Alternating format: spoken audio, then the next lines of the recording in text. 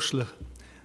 Ta achas or falcha choriv goler chuig an gol viegsha. I'm not sure how to say symposium, so I say mini conference. And gol viegsha in Laura Newell and Natasha Sumner, All School Harvard, Fionn leach mór I meet te sholiacht agus I meledas na heran Fionn Mac Cumhaill.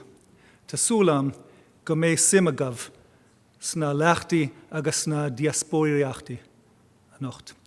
So it's a great honor for me to welcome you to this mini conference, I called it. How do you say symposium? Help me out here.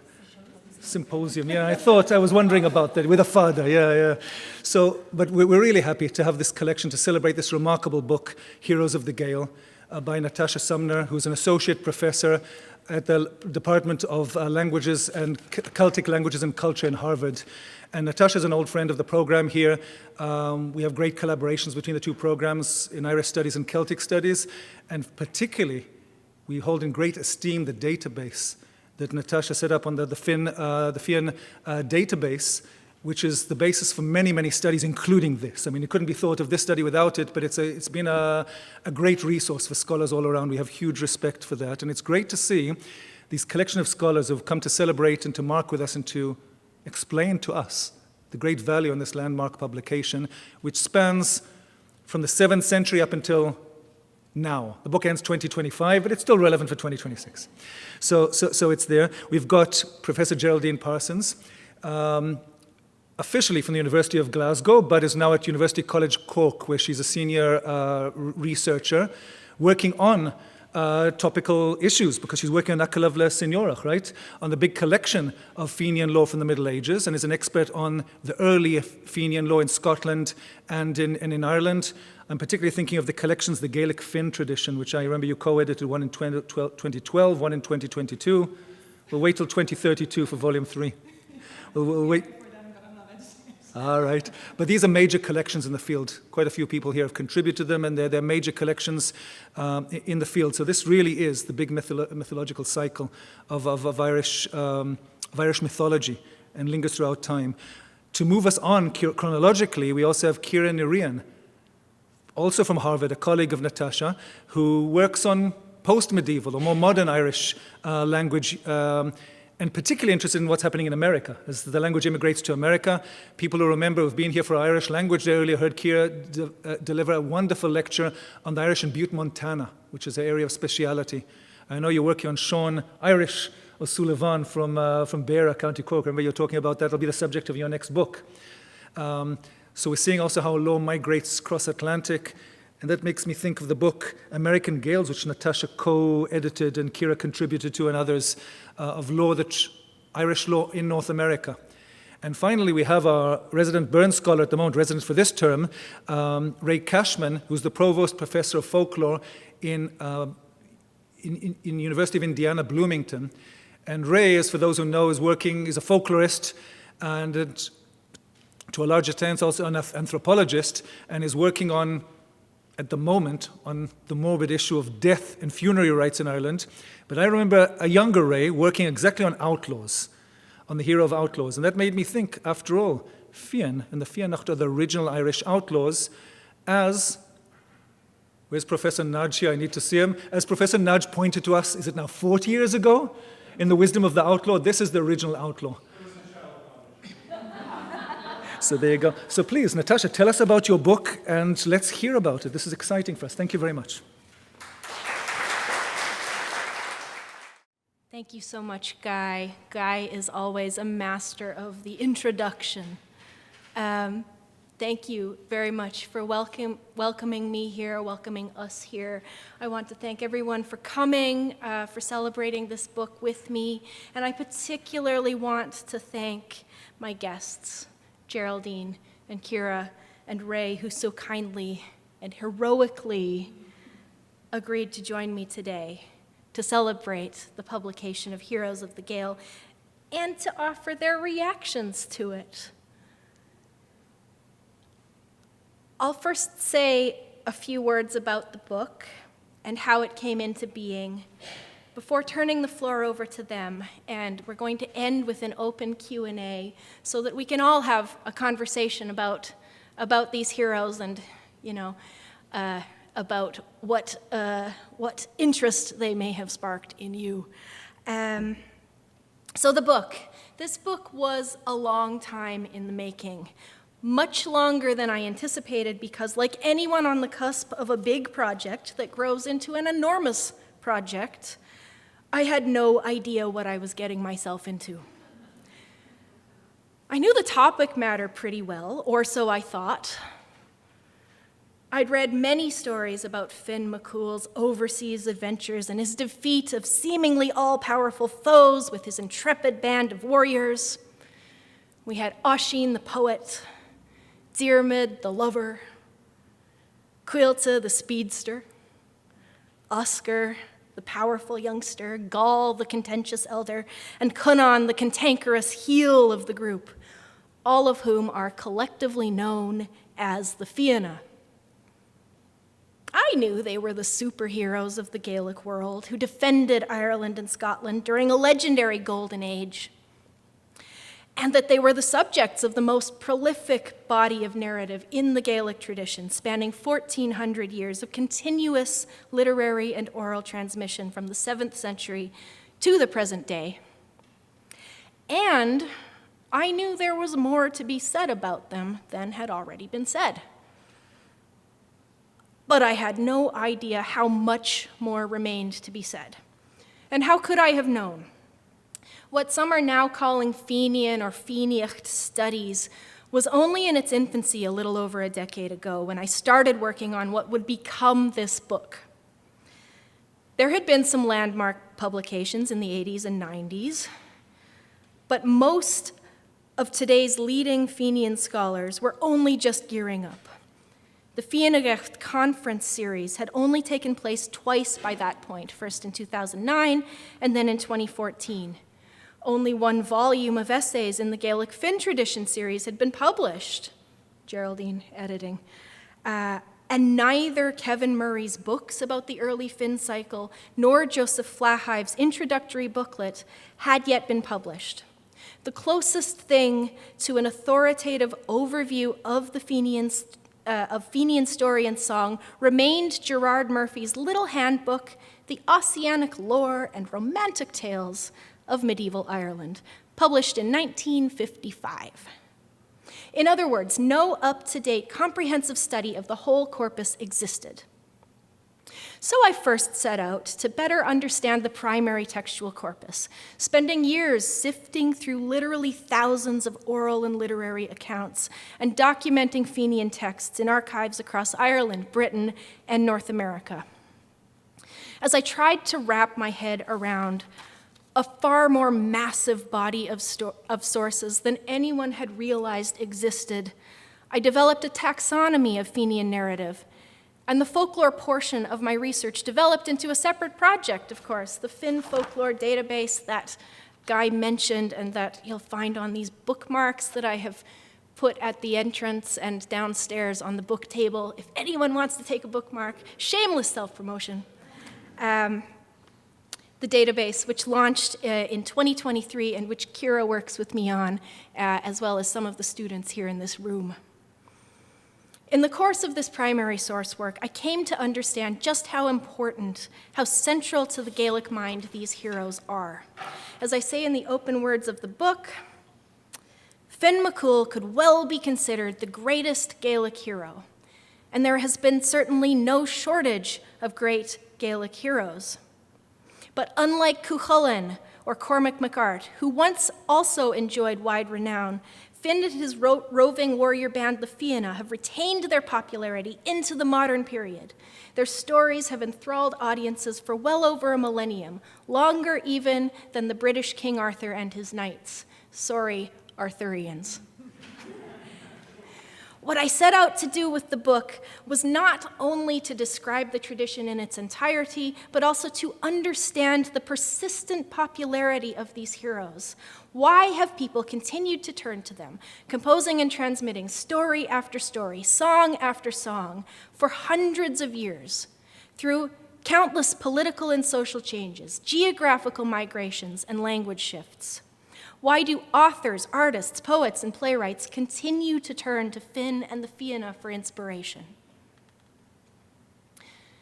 Professor Richard Kearney here at Boston College said something that I think gets to the heart of the matter, and I put it in the book. And I'm going to read a little excerpt from page 8. Irish philosopher Richard Kearney writes that telling stories is as basic to human beings as eating. More so, in fact, for while food makes us live, stories are what make our lives worth living. They are what makes our condition human, he says. In other words, without stories, not only would life be unbearably boring, much of what we deem to be human would be impossible. This is because, as critical thinkers dating back to Aristotle have observed, we process our very existence through story.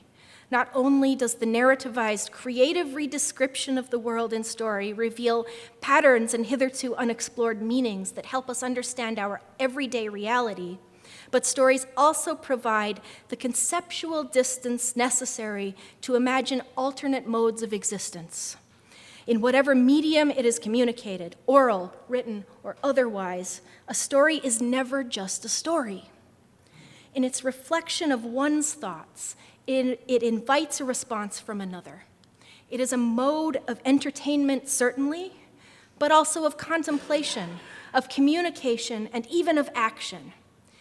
It is indeed no coincidence that technological innovations from photography to the mobile phone were first conceptualized in stories.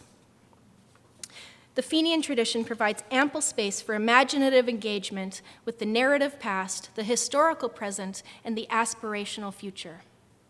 Part pseudo-historical fiction, part proto-fantasy, stories about Fionn and the Fianna project their creators' and interlocutors' perceptions of a bygone Gaelic heroic age through the lens of their contemporary realities.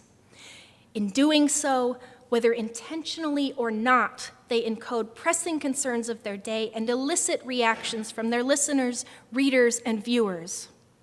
Some among their audience then go on to compose new accounts of our heroes, or to present renewed versions of well-known storylines from their own unique perspectives. An ever-expanding multiform tradition, or as some would say, a cycle, proliferates. And it does so justifiably, for as folklorist Alfred Nutt wrote about Fenian tales in 1899, no literature can, for so many centuries, maintain itself and preserve its plastic vitality without good and sufficient reason. Now, in each of the 3 parts of the book, I tried to show how Fenian stories have engaged audiences at different historical moments, not just because they're entertaining tales, and they are, but also because they're relevant to people. They reflect the aspirations and concerns of diverse groups responding to the changing world around them. Part 1 covers the largest historical range, from the year 600 to the year 1760.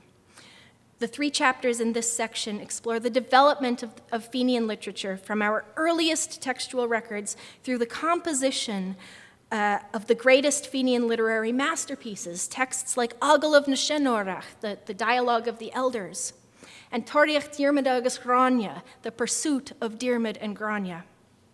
Tracking the evolution of themes and characters across multiple forms and genres over the course of centuries, this section shows how the cycle adapted to meet the needs and expectations of successive generations of Gaelic language speakers.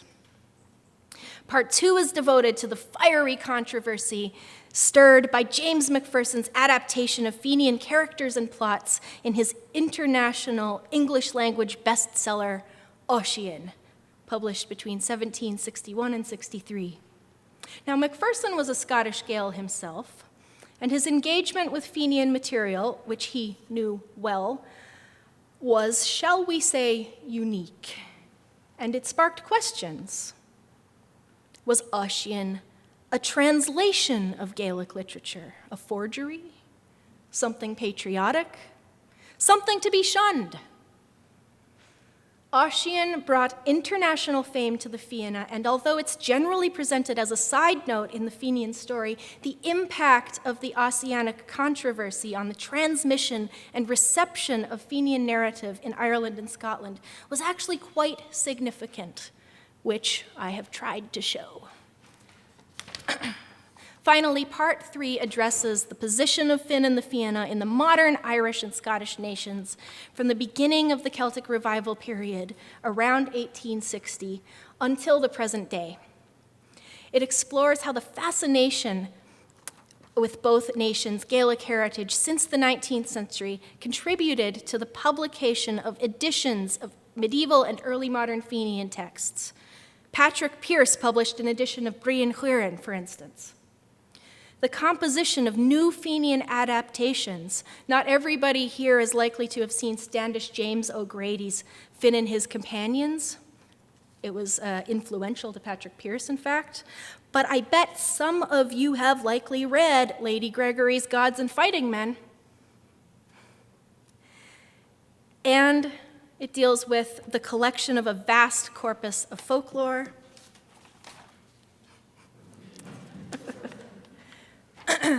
During this period. This section also investigates the use of Fenian tales and tropes in the push for Irish independence, Sin Fianna Fáil, and in the symbolic expression of ethnocultural identity, as well as the reinterpretation of the Fianna in school books and children's literature, where they remain a popular topic to this day. I know some of you here learned about Finn and the Salmon of Knowledge in primary school. Yep.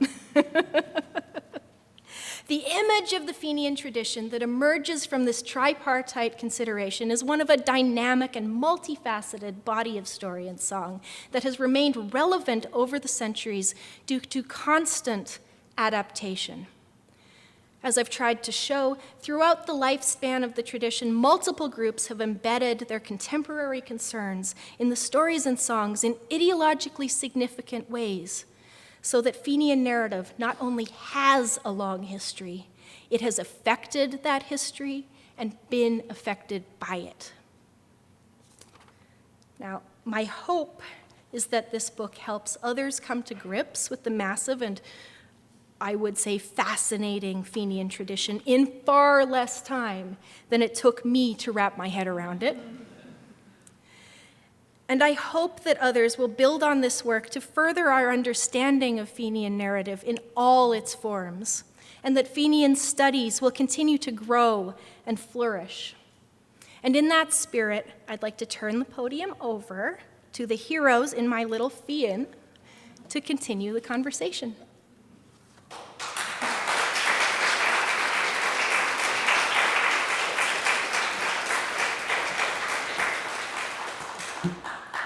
I'm worried that I'm going to do something to this screen. It'll just do its own thing, will it? You can push it to the side if need be. That's fine. I would just like to start with a huge thank you to all at Boston College, Guy and Rachel and Maria, all of whom have helped. Hello, Rachel. And a huge thank you particularly to my long-standing colleague and friend, Natasha, for this invitation. It's a wonderful opportunity to come and celebrate your book. I remember a number of years ago we had coffee in Cambridge and talked about this, and it's such a pleasure now to have the book already bookmarked, as you can see, on my desk with me constantly, where I think it will remain. Like any good Celticist, Professor Sumner understands the power of three. She's chosen a tripartite structure for Heroes of the Gael, as she's already outlined.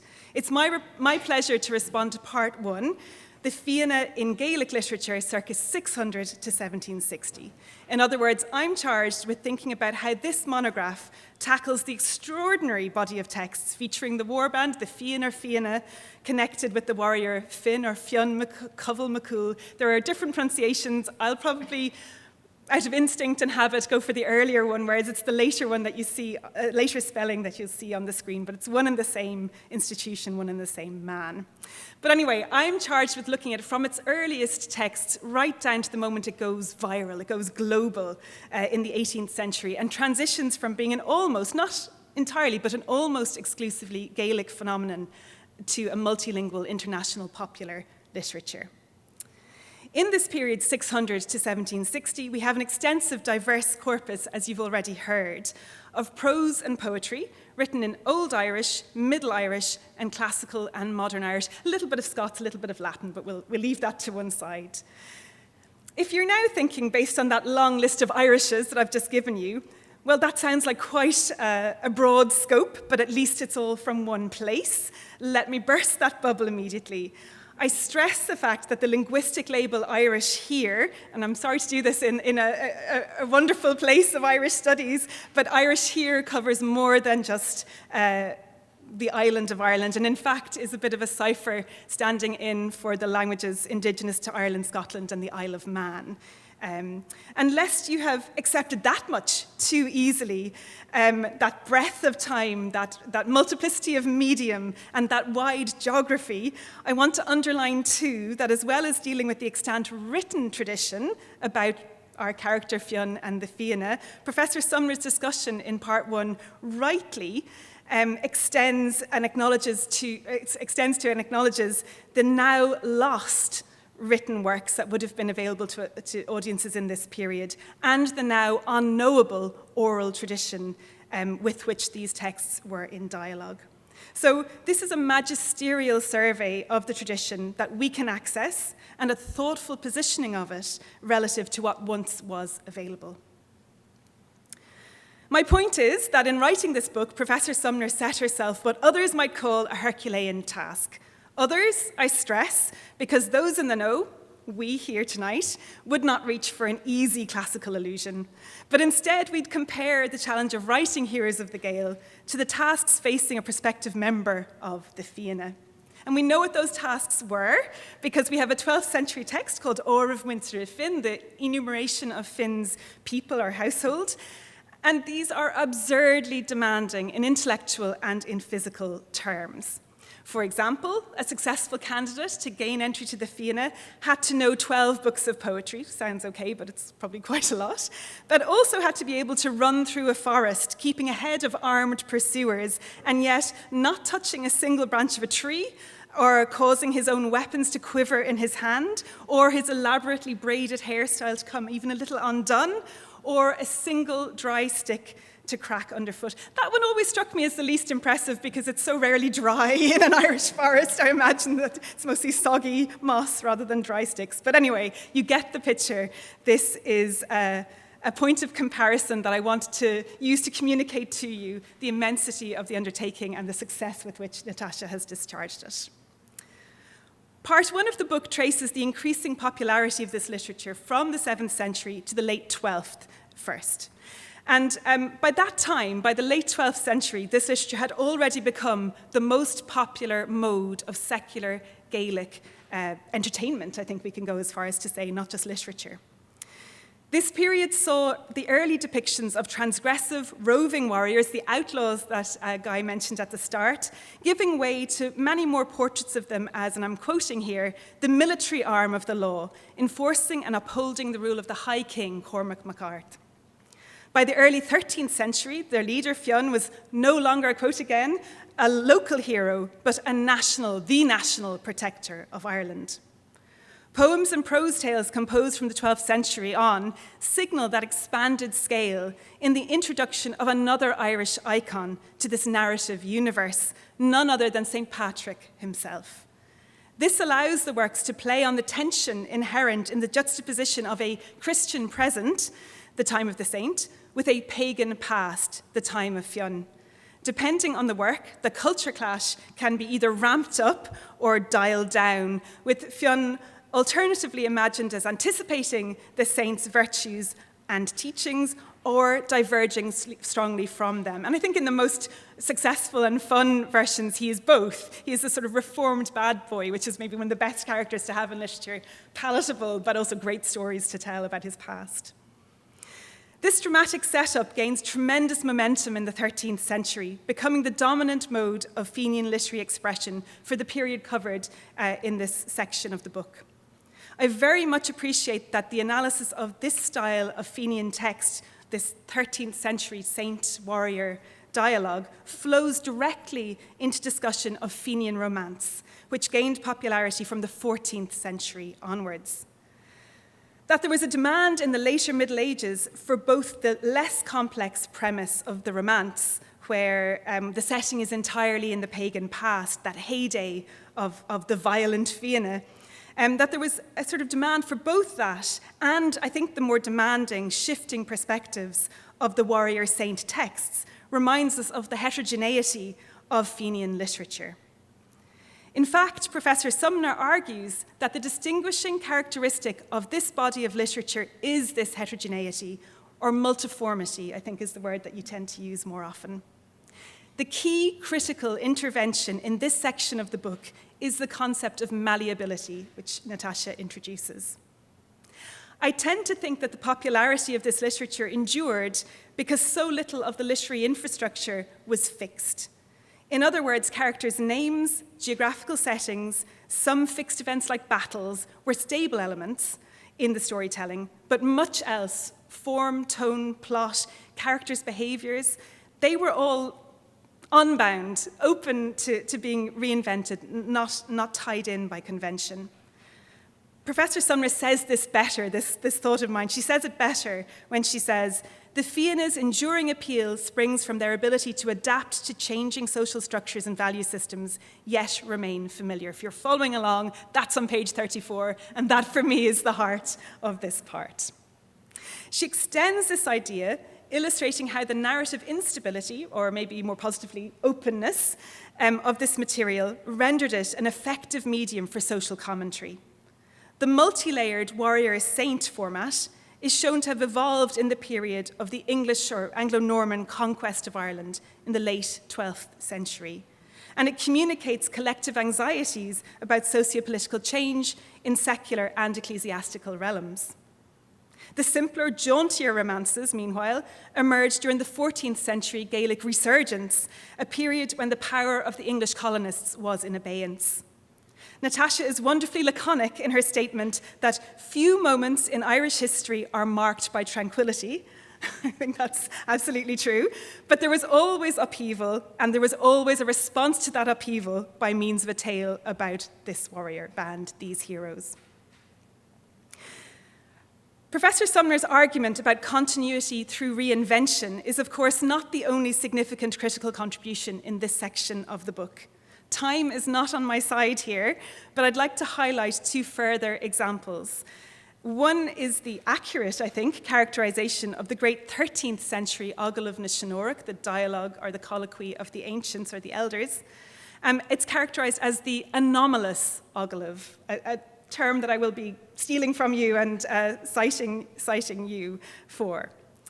The other is the identification of a turn towards the global in this pre-Macpherson material, which is not always appreciated, but it primes the tradition for what was to come in the 1760s, which we'll hear about from Ciara. The greatest strength of part one of Heroes of the Gael, however, is in its status as part one of this volume, because the volume describes the Finn cycle in its totality.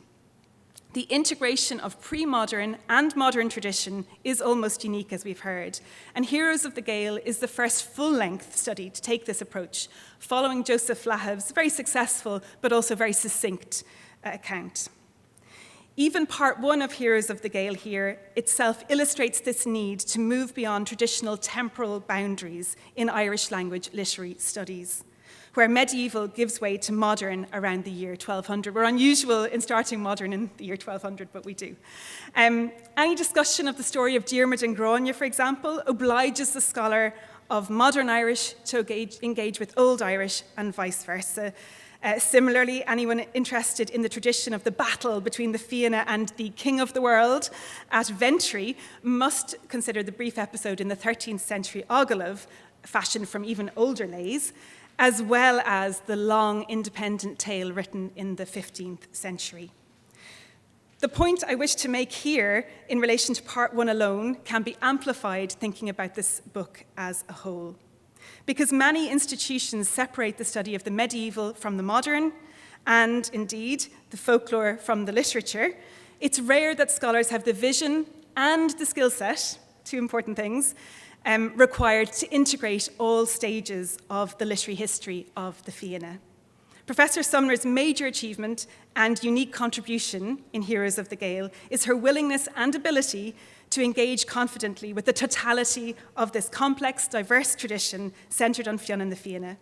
Heroes of the Gael is a tremendous synthesis of demanding material and a strong assertion of the value of holistic readings of Gaelic stories across these traditional boundary markers. It leaves me only to say Cogordas Lat Natasha, or if we choose another of the Gaelic languages, Nach Maharainu. So thank you very much.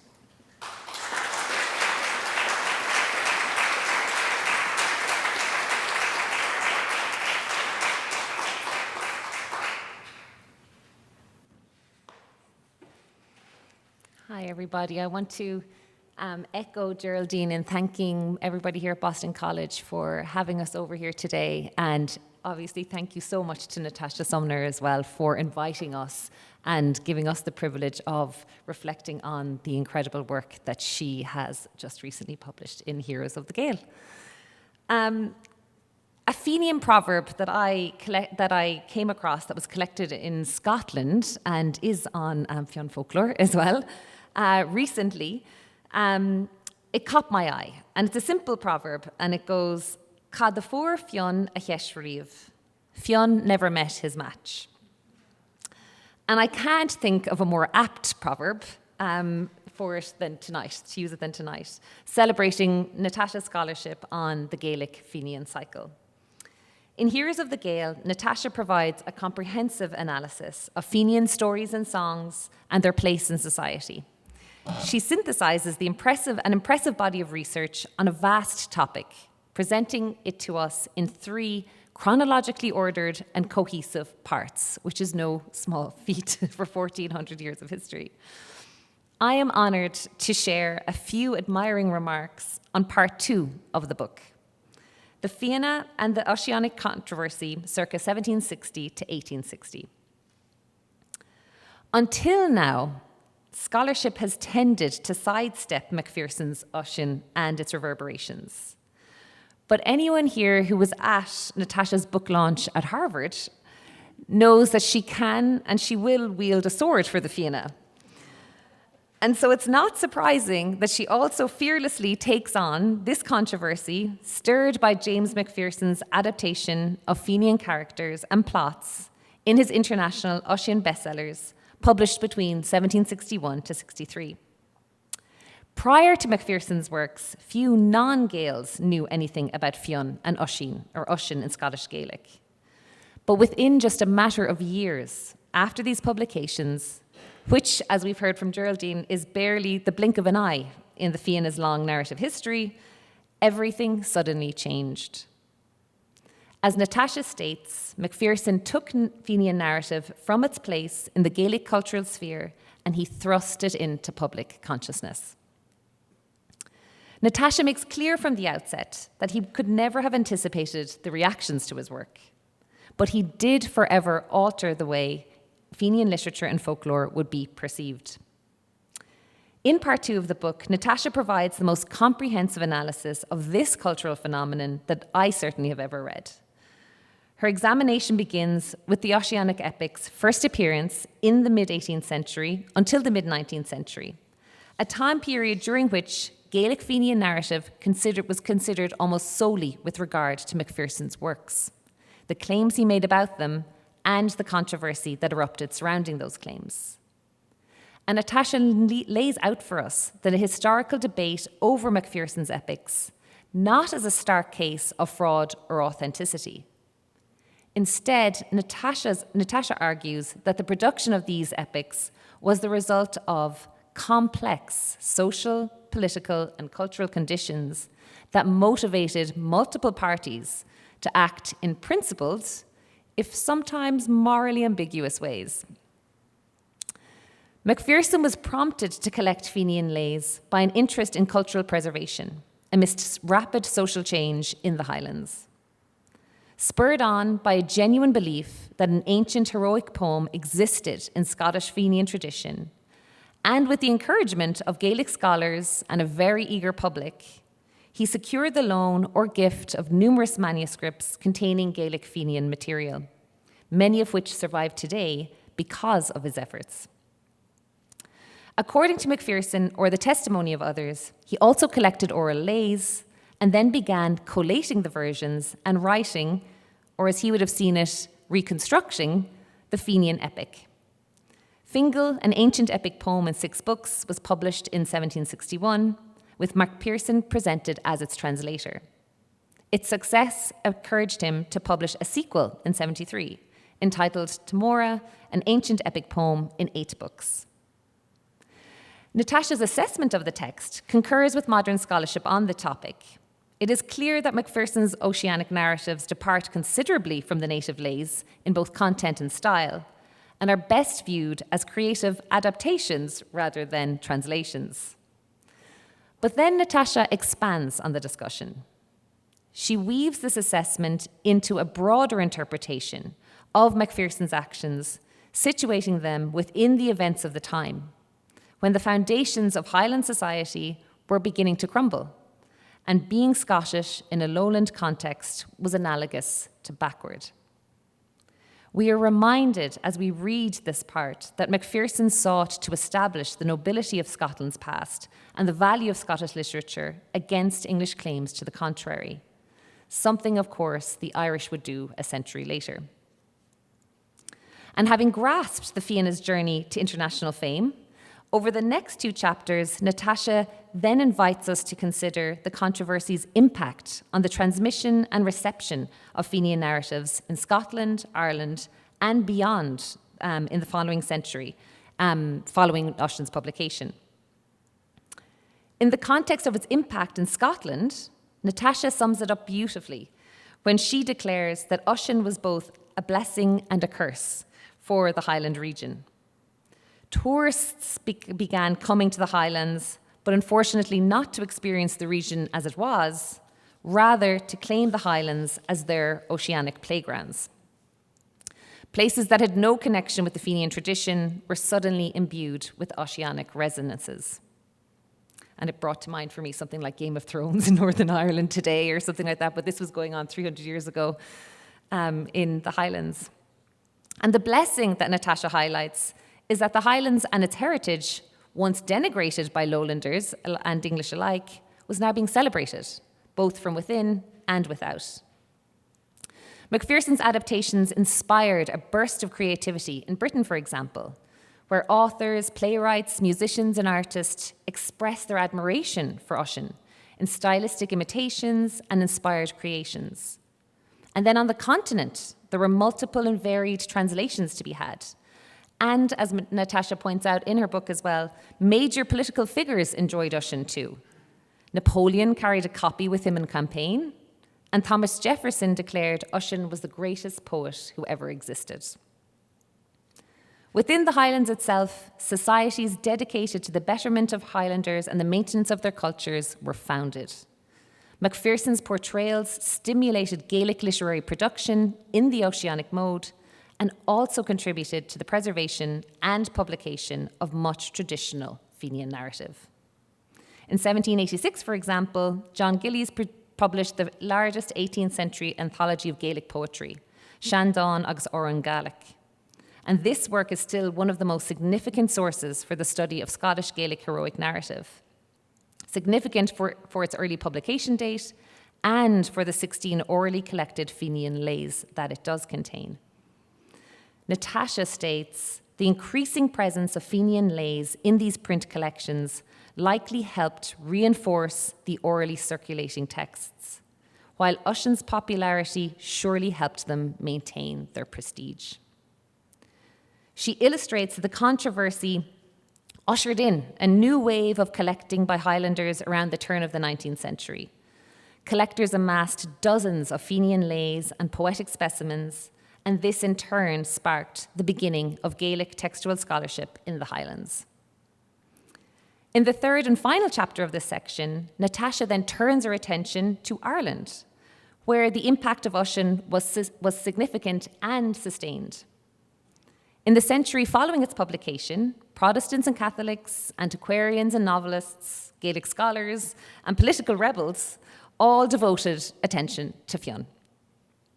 In the immediate aftermath of Macpherson's publications, Irish scholars pushed back on his claims of Scottish origins for Gaelic-speaking peoples and his statements that Irish poets appropriated Oisin and his heroes for their own country.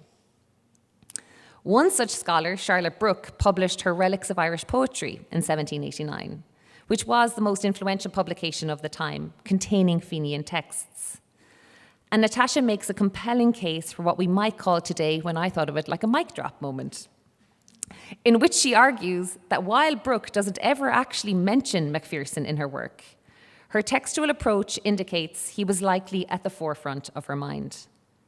In Relics, Brooke included the Gaelic originals of Fenian lays in addition to their translations, thus silently claiming greater accuracy and authority than Macpherson.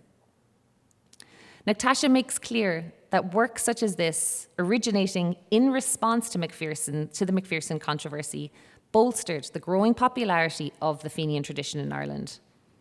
Scholars were turning to the manuscript record and to oral resources to elucidate the nation's Gaelic heritage. And I was particularly drawn into Natasha's discussion of Eugene O'Curry, Professor Eugene O'Curry, who was known as an expert on the Irish manuscript tradition. But here Natasha also shines a light on a lecture that he gave, part of a series at the time, on the Fenian narrative tradition, in which he affirms the Irish origin of the Fianna, citing Irish medieval textual record as evidence. And this lecture was then published and was one of the first academic overviews of the Fianna cycle. This scholarly attention to Fenian manuscripts in the early 19th century led to the formation of the Oceanic Society in Ireland, whose goal was to edit and translate Irish Fenian literature. But Natasha examines the organization not in terms of its ultimate folding, rather in terms of its reception of Fenian narrative. And here again, Natasha flexes the sheer breadth of her analysis.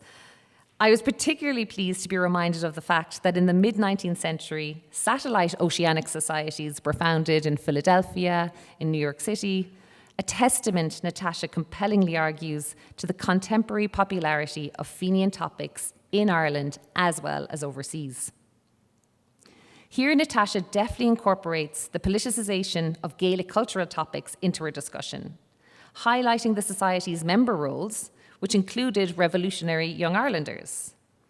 One Gaelic scholar and Society member, John O'Mahony, who was a fellow Limerick man, he would establish an Irish revolutionary group in New York, naming it the Fenian Brotherhood. O'Mahony explained their duties were nearly the same of the Fenian order: defend the country from foreign invaders, put down domestic tyrants, and assist in maintaining order and justice. Fionn and the Fianna were now being established as nationalist symbols. And as Natasha critically highlights, Fenian texts were not the ideological point of departure, Oisin was. So to sum up my reflections, in part 2 of Heroes of the Gael, Natasha demonstrates the sustained significance of the Oceanic texts to the Fenian tradition in Scotland, Ireland, and beyond. And she provides concrete evidence of how, for better or worse, the Macpherson controversy inspires the cultivation of the Fenian narrative and its transmission to the next generation. Natasha challenges the depiction of Fenian narrative tradition as a linear concept and demands a more nuanced look at the multiple population groups who have embedded their cultural concerns in the stories and songs in ideologically significant ways. With all its local particularities, Natasha's case study of Macpherson's adaptations illustrates that Fenian narrative not only has a long history, as she said earlier, it affected that history and it's been affected by it. Heroes of the Gael is a milestone publication, and in tandem with Natasha's pioneering Fionn folklore database that she showed us earlier, which is an indispensable aid for researchers, singers, storytellers, students, and others in discovering the vast corpus of folklore about these much-loved Fenian heroes. It expands our sense of who the Fianna are, why they matter, and it will set research agendas for the coming years. Thank you, Natasha. Thank you.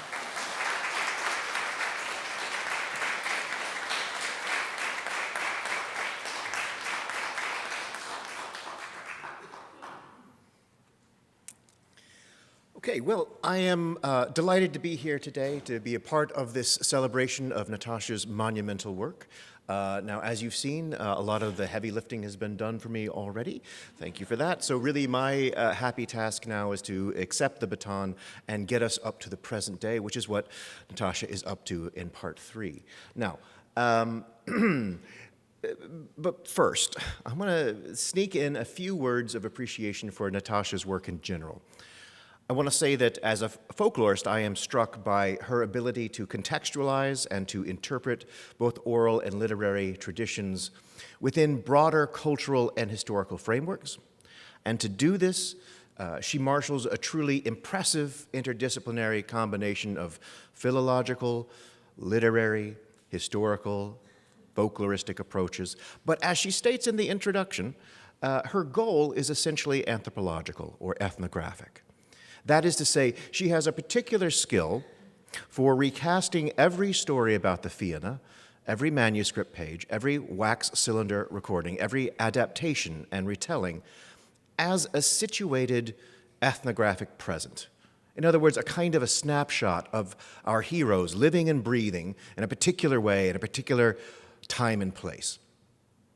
Now, of course, all of these snapshots or all of these ethnographic presents have links to all previous performances. That is, our mouths are full of the words of others, as Mikhail Bakhtin reminds us, and this sung-again quality spites the power of time, as Johann Gottfried von Herder reminds us. But at the same time, each new intertextualization, appreciated in context, is an opportunity to grasp the shifting and enduring mentalities and aspirations of storytellers and audiences, collectors and scholars. So given her talent for illuminating individual and collective perspectives by setting texts in context, I like to think of Natasha's work, very like Guy Biner's here, as historical ethnography. That is to say, both have mastered the historiography of discourse, or the archaeology of intertextuality, as a means of understanding cultural change and continuity over time, and in Natasha's case, over a vast amount of time. Okay, but enough multisyllabic praise poetry. For now, what is she doing in part 3? That's what you want to know, and I'm going to tell you. So what we do is we emerge from the oceanic shadow into the bright, sometimes harsh light of the modern nation. So Natasha begins in Scotland, where the ghost of James Macpherson still looms large over the 19th century. Wanting to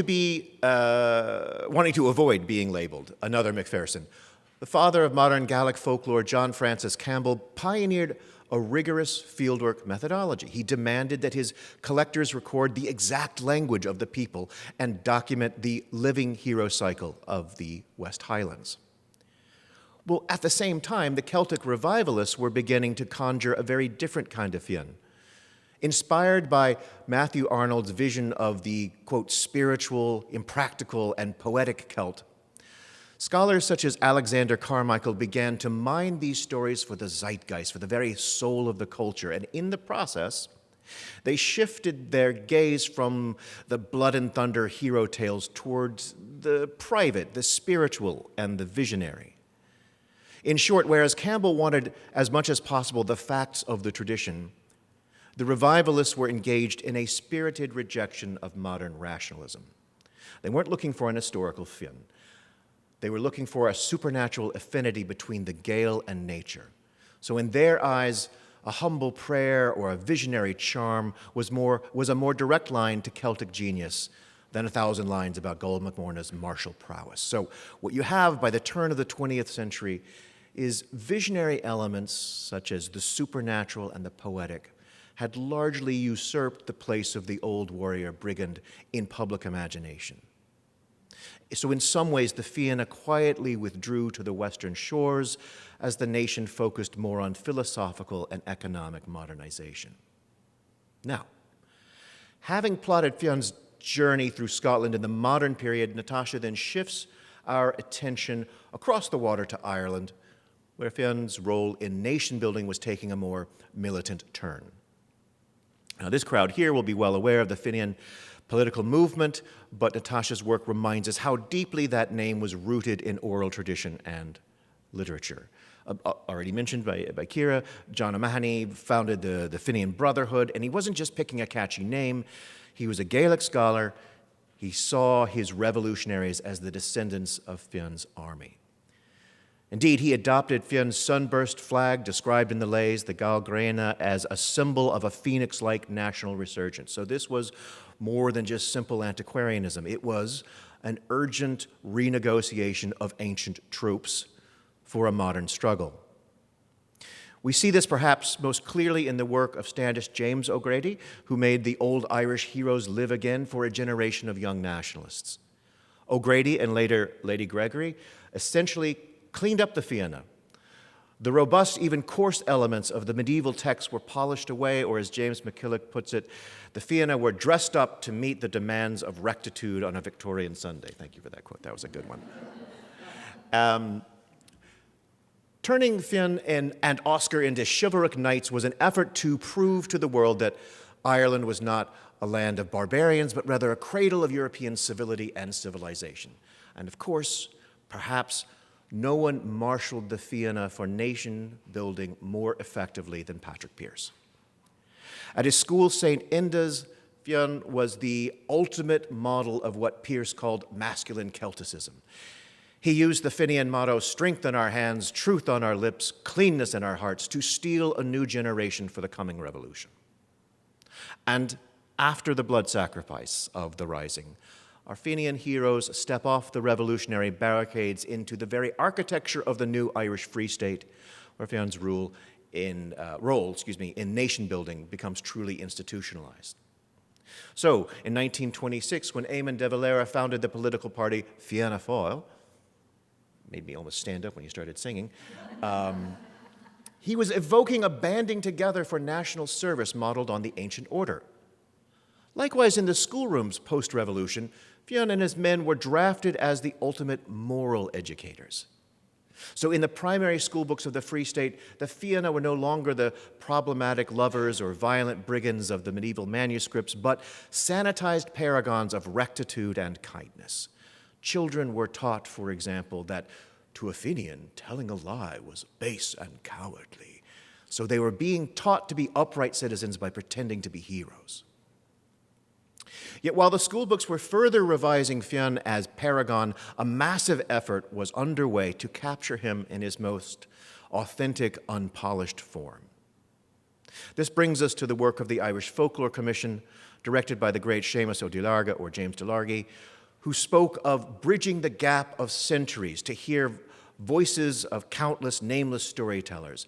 What happens between 1935 and 1970 is full-time collectors with Edaphone machines fanned out across the West, recording over 2,000 oral Fenian texts, gathered up, written down, to serve as what Delargy called the state papers of the Irish people.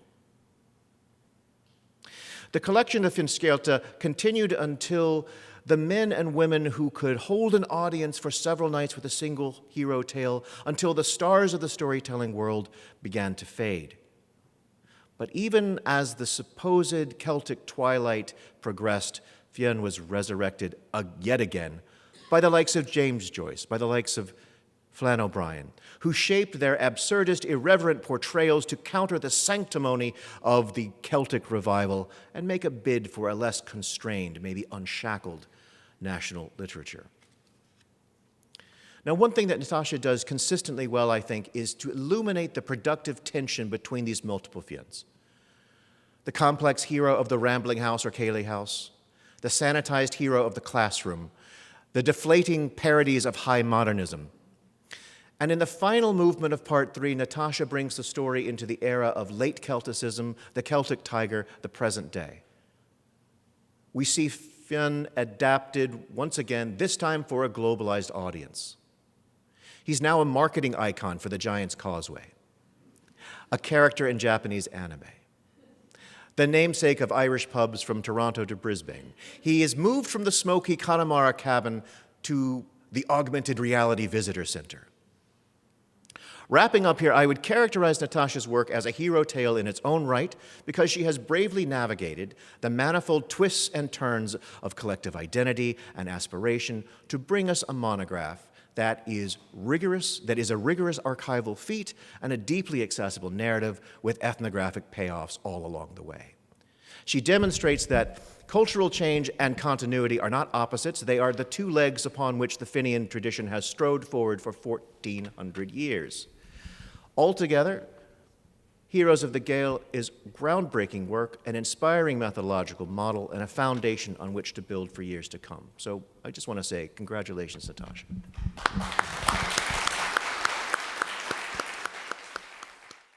And I'll have you share mics at the table there. Thank All you. right, good. Thanks so much. I didn't think I'd be allowed to ask a question, so I can't resist. I just wonder if I can ask you, maybe it's an easy question, maybe it's a hard question, but what was the most enjoyable part of writing this book, and what was the least enjoyable? You covered so much, I wondered how personal preferences sort of played out in a task of that size.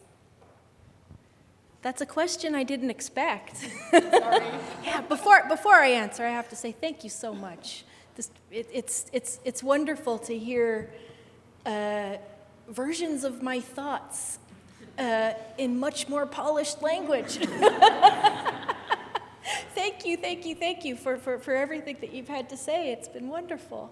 Yeah, so my favorite thing and my least favorite. My favorite thing, I have to say, as much as I liked digging through and getting to grips with the old Irish material, which I have to say was probably what I was least familiar. I mean, I'd studied it, but I was least familiar with, being probably more of a folklorist than anything, although I don't really like to wear just one hat.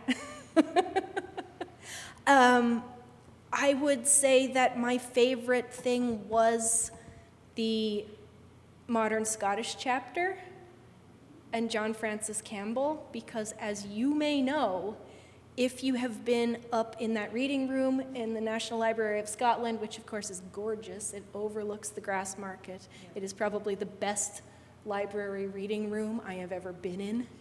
And if you have ever requested any of John Francis Campbell's manuscripts and gone through any of his correspondence, you will know what a character he was. Oh my gosh. His opinions are never ever held back.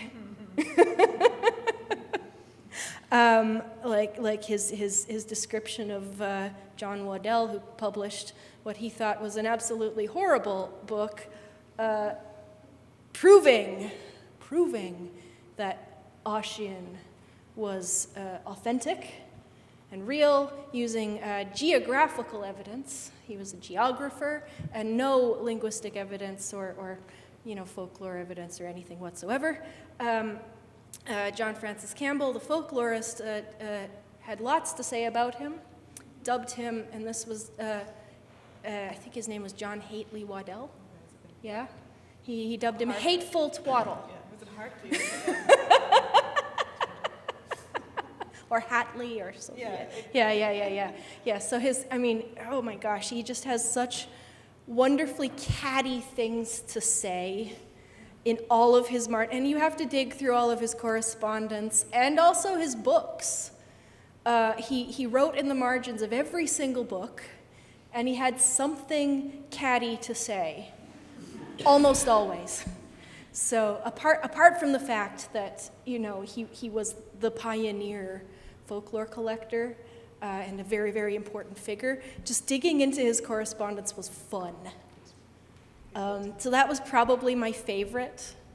My least favorite was Ossian.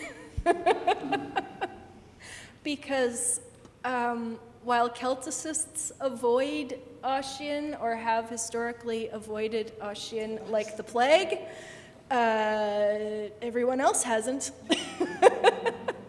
So the sheer amount of secondary scholarship that I had to dig through was something I was unaccustomed to, working on things that very few other people work on.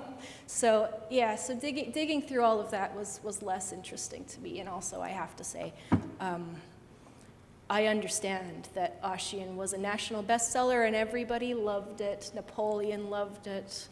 I did not love it. I am not of that moment, and the aesthetic did not speak to me as much as it spoke to them. Thank you. Good. Ciara, Ray, would you like to follow suit here? Yeah. All right. Geraldine took my question. But I do have a corollary. Writing books is hard, and it is about amassing pages, of course. But then there's also the stuff you have to cut. What didn't make it in? Ooh. Maybe that's not the right question, but tell me about the editing. Oh, about the editing. Well, now I'll tell you more about what didn't make it in. How about that? The editing was painful. I'd choose not to relive that. But what didn't make it in, I regret in some ways that I didn't get as much of a chance to explore the literature in depth, you know? I did, I certainly did delve in and do some literary criticism of some of the texts, but there's just too much. And there's a vast amount of the material from the early modern period that really, really needs treatment in a much, much more expanded form than, of course, this could do. So, perhaps that's for future projects. Too, kind of as well, based on what Geraldine and Ray just asked you, Natasha, I was wondering, and I suppose Geraldine, maybe your question a little bit asked this, but what surprised you most as you were going through it? And then, do you have a favourite Fenian story or proverb that comes to mind after you just said there, that you didn't get to dig in as much to the individual pieces themselves, but when you think about the narrative itself, is there anything that jumps to mind that particularly has an affinity for you? I constantly return to Toriach Diarmida agus Grania. I think that it is such a shame that so little work has been done on what has been called the best story that was ever produced in Irish. I think somebody said that. It's talked about, it's cited all over the place, and yet, if you ever assign it to students, you search around and you go, okay, here's these 4 articles, you can read about it. Off you go. It's very underserved. So I would say that I feel like all of it needs further explication. All of it needs further study. But that's probably the text that I keep coming back to, that I keep having persistent thoughts about, that I have, several not yet published things that have been, just like these little niggling thoughts in your head. Well, why hasn't anyone said this? Why hasn't anyone focused on it from this perspective? And then you write something and then it's not quite done, and, Yeah, so that's the one. Great. Maybe with that, we'll take this mic around to those of you back here. Yes, Guy, I was sitting next to you, and I was watching you scribble notes after each of the 3 presenters. And Natasha, you will get your Guy question before the evening is over. Those of you who don't get that inside joke, you'll understand. There's a very stimulating and interesting question waiting back there. We have a number of students, some from Harvard. Thank you again for coming over. Some from our Boston College programs here. I see Bethany's nodding from our fellow library staff here too. So perhaps one of our students would like to start with a question this evening. There we are, John. Thank you so much, and thank you so much to all of our speakers. One of the things that I think came up quite a bit was malleability and aspiration as things that really unite a lot of this tradition. And I think one of the things that really made me think about is the way that these emerge from some of the earliest medieval sources that we have, from discussions of very unconventional figures and very unconventional individuals. Is there any way that relates in some way? Does the malleability enable these very unconventional or kind of outsider figures to then become aspirational for so many people? mean, yes. Yeah, because I mean, they're outsider figures, but only for a certain period of time. You know, very, very soon they get brought into the fold, but I mean, it's the malleability that allows them to be brought into the fold. So at the earliest period, when we have so few stories, so few references, when the Fianna are being depicted as these outlaws, effectively, you know, what historically a Fionn member would have been, we assume, like pre-9th century, one of these young men of the propertied classes who has not yet reached the age of majority and has not yet inherited property. You know, he's aged out of fosterage. What is he going to do? What is he supposed to do? Well, off he goes, potentially, much like, you know, later knights throughout Europe.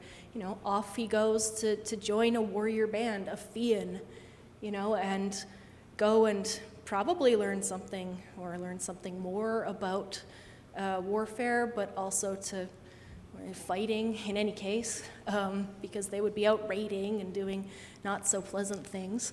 But also, you know, to find a place for him at this point in time when he doesn't have a place in society. So these are the outsider heroes that Professor Naj spoke about, wrote about in Wisdom of the Outlaw, but they don't stay the outsiders, because already by the 10th century they're being drawn into the fold. They're being connected to Cormac Mac Art, the High King of Ireland. Well, once they're connected to Cormac Mac Art, the High King of Ireland, they're not outsiders anymore. They're the defense force of Ireland, right? So it's this malleability that enables them to become that. And I would say that, and I'm not the first to have said this, but if you think of Cumhaill, for instance, you know, Cumhaill is not as malleable a character. Cumhaill is situated in a time and a place. He is not an outlaw. You know, he is very much of society. The Fianna at the earlier period could be anywhere in Ireland. They can become anything. There is this possibility for them, you know, and once they get connected to Cormac Mac Art, it doesn't mean that, oh, all of a sudden they're hanging out there in Tara their whole time. No, they're still wandering around, defending Ireland, encountering otherworldly individuals, etc., all over the place. And so this enables more malleability. You know, this enables more stories, different types of stories to be told about them all over, not just Ireland, Scotland too. You know, they're wandering, even in the Agala, we have references to them being in Scotland, you know. So yeah. Thank you, Ciara, for that very insightful and very fruitful question. As out of the corner of my eye, I was seeing Guy either revising his question or writing another one on that one. So, but who's next here? So let me get up, run. There we are. Hi. Geraldine talked about how part of the book you grappled with like a period where both the written text and the oral knowledge which would once have been available, wasn't anymore. And I guess I wondered that when you were crafting this work, was that a concern? Like as you approached it, was that something that you were worried about? I wanted to briefly mention how here at Boston College, Doreen the Griefa had come in and she'd written The Ghost in the Throat. And I know it's a novel, but the whole thing kind of felt like an obsession with this lost noblewoman and all the stories about her. And so I wondered, like as a researcher yourself, a historian, a folklorist, is there a sadness there whenever you do and are trying to research those things and they're just gone? And how do you tackle that when you're trying to incorporate it into something like this? Even if that's not what the book is largely about, I guess I'm just wondering how you personally interact with something like that. I personally just think that would be so interesting to know. Yeah, of course. As a folklorist, I'm interested in documenting everything. I'm interested in how many forms of something I can find. I'm interested in, you know, how many historical versions are available. I like the historic geographic method. I like multiformity. I like to be able to build a gigantic archive and, you know, think through many different versions of something. And, you know, the idea that there were so many stories that existed and we can't know them, of course, you know, that's hard. But at the same time, also as a folklorist, I think I'm probably less bothered by that than most people who have not been trained in folklore and who are not as comfortable with not knowing, you know? So yeah, the fact that, I mean, I'm okay with the fact that we don't know all of the oral material that was circulating in the 7th and 8th and 9th and 10th centuries, even if I would love to know, because what's really, really interesting going through the literature is finding little signals that it was there, you know?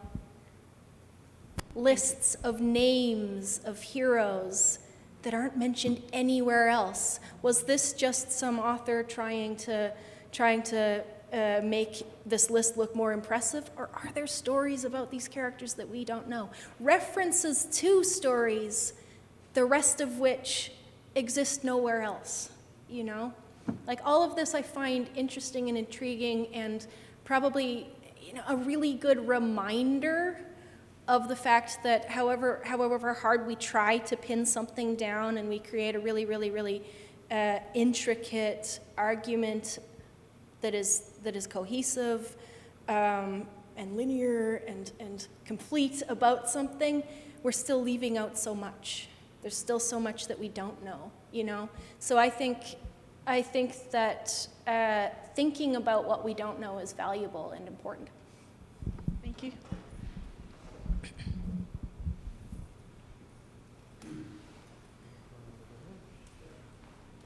Hi, Miss Cat. It was a tentative hand raise. Well, this is while we wait for Guy to complete composing his question. This is really an anecdote rather than a question, but it speaks both to the centrality of Ossian, to the spread of knowledge about Fionn, that makes it so important that Natasha allows Macpherson into the very center of her book and gives us the full story about how important he was to the beginning of real folklore collection. It's a wonderful section of the book. But it also speaks to the power of her book as a whole itself to make the Fenian tradition better known. I recently made the acquaintance of a lady who was a curator of ancient art. She attended the opening of the exhibition now at the Harvard Museum on Celtic Art Across the Ages.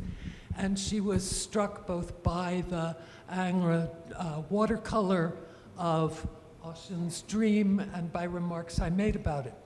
So, as she told me, she pulled her copy of Macpherson off her shelf, which apparently she had an 19th century edition of Macpherson on her shelf, and read it on the train while she was coming back up for the symposium in connection with that exhibition last weekend.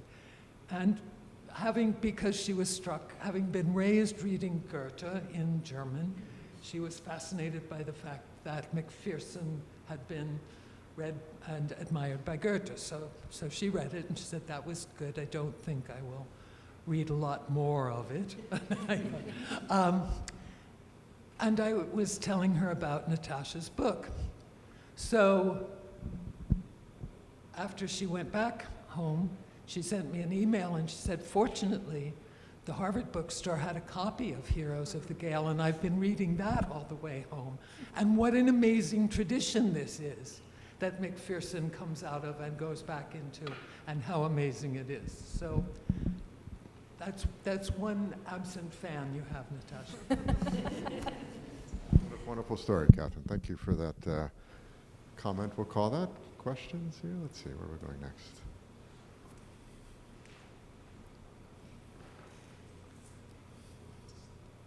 Stop teasing Guy. Sean. All right. I was trying to save, because Guy has so much. Right. Right, yeah. Good. And the question is for all the panel and for all the people in the room, meaning we can think about this together because Natasha's invited us for a discussion. The point is not to give a conclusive answer. So we've talked about, this is taking exactly Joanna's question, maybe spinning it a bit and turning it on its head. So the book shows us this multiplicity, as you call it, or the plasticity of, to use other terms of memory. It can be readapted for each time and it can change. We've heard how it's changing over time. But it does raise a question. Is this a man of all seasons? A group of people at every time, it can be anything. And if it's anything, then it's nothing. Meaning it can become any time you can readapt it. What would be, and I'm not looking necessarily for the essentials of kernels, because that's a positivist approach, saying let's go back to the original and say everything else is second rate. What would be the parameters of the manipulation we can play with Fionn Mac Cumhaill? What remains all the time within the playground? Fionn Mac Cumhaill plays within this playground, and this is how the Fenian law works. But when it steps out of that, then it's already not seen as credible by some people. And that, I think, is an interesting debate to have.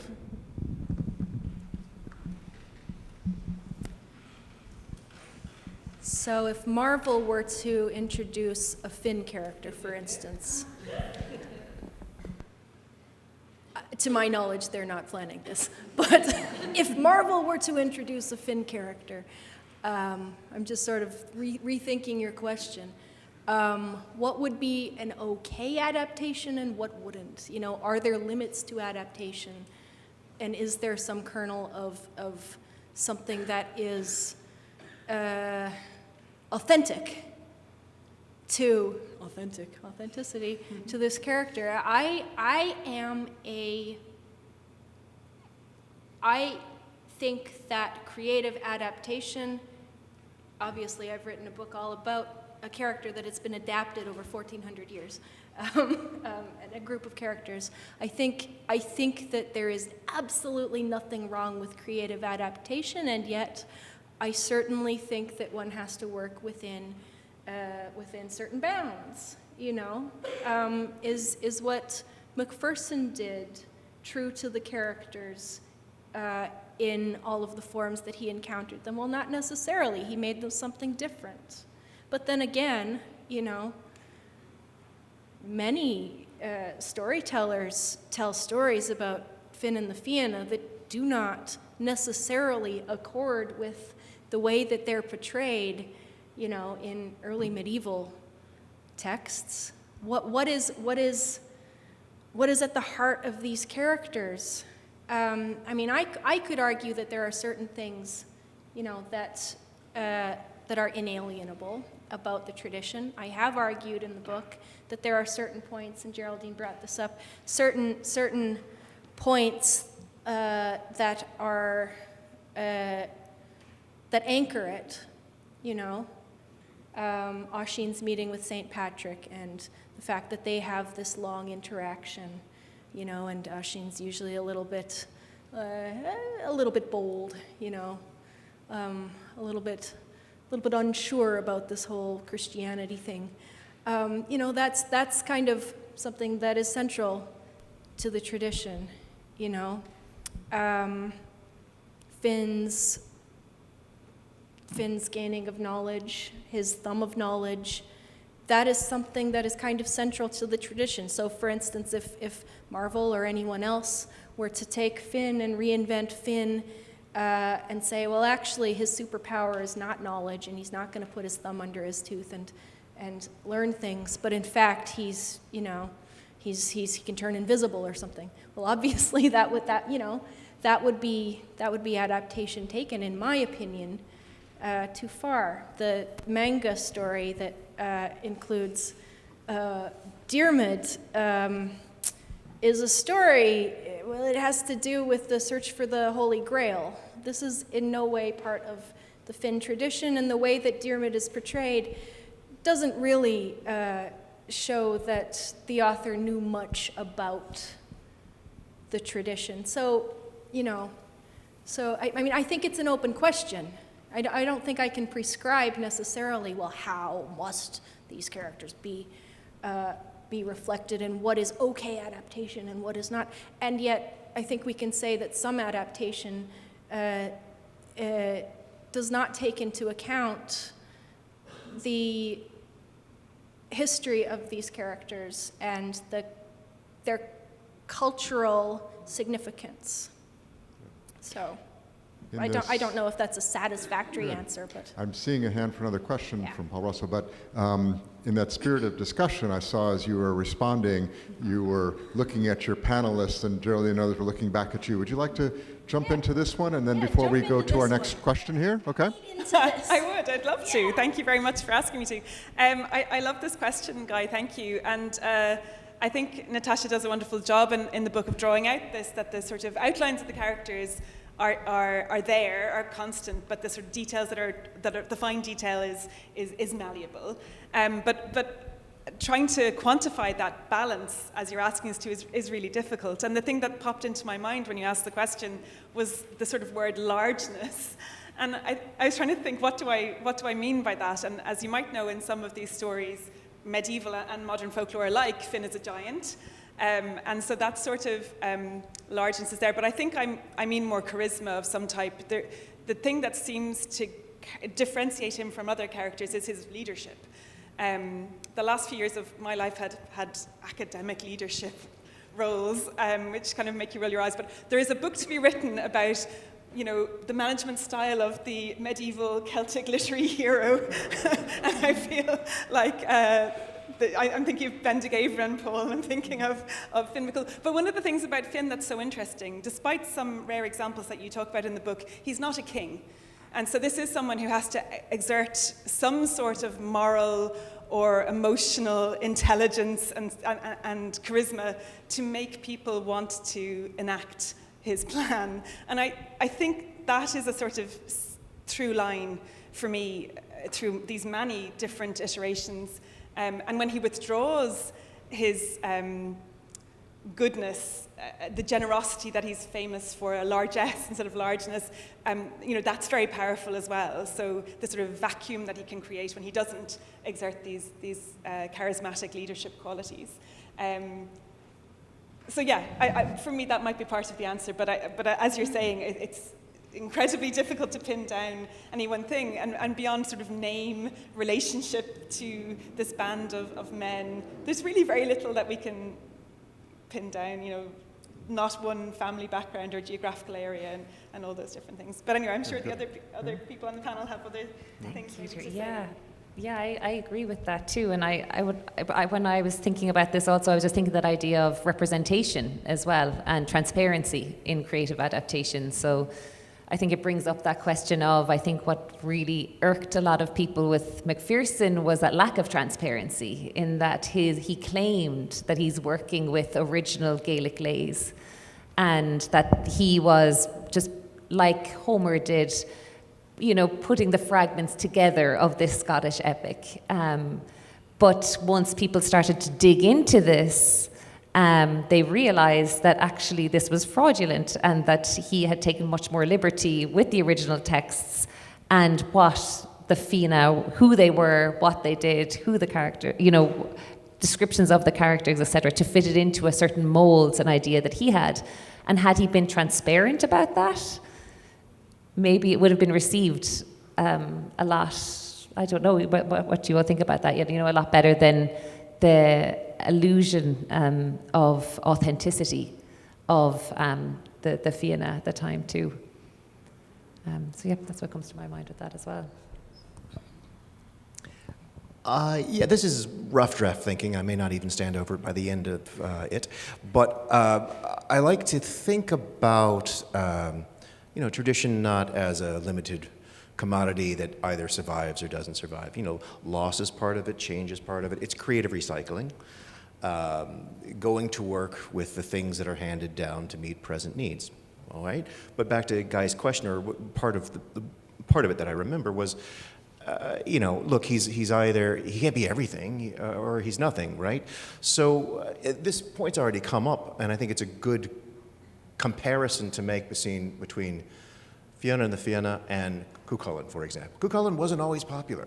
He's got one affordance for the rising. That is, he lashed himself in a very unpopular small tale to a post and died standing up, which is what people knew they were going to be doing. It was a blood sacrifice. So he comes back, and he's useful then, and he kind of fades back into it. I'm not trying to throw him under the bus. He has resonance for the time in which he was popular. What's different about Fionn? I don't, part of it is that there's the Fianna too. It's a corporate thing. There's a lot of different aspects to the group as a whole. It's true that he can be a giant, or he can be in the cradle trying to fool a giant. He can be quite headstrong, and but at the same time he can realize when, look, brawn is not going to win here. Wit is the only thing. And so there are certain affordances to him. They're not always going to be equally popular, but they're baked in and are there to be revived as needed. And there's something about, like, I don't know if this is quite the right metaphor, but something like a natural selection process, where it makes sense to me that today he wins, whereas Cumhaill, again, is like, at certain points is useful. But this is the one after 1,400 years that is most conducive to creative recycling. Good. We have a few more minutes, and I feel there were questions. Paul, I've been waiting for a little while. Thank you to all of you for your comments and sort of interesting discussions.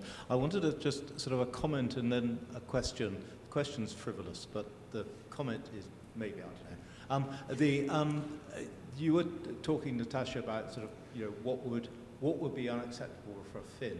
Yet at the same time, earlier you said, well, there are gaps, but the gaps are what make it malleable. So there may be bits in there you would find unacceptable. So, I mean, in a sense, you don't know what you don't know about it. I mean, that's the comment. And I was sat here listening to you. I was gazing up at this window. So this is an off-the-window question. All right? And you mentioned Patrick. He's up there. What would he think about us gathering here to be thinking about Fionn? Yes, historical Patrick or literary Patrick?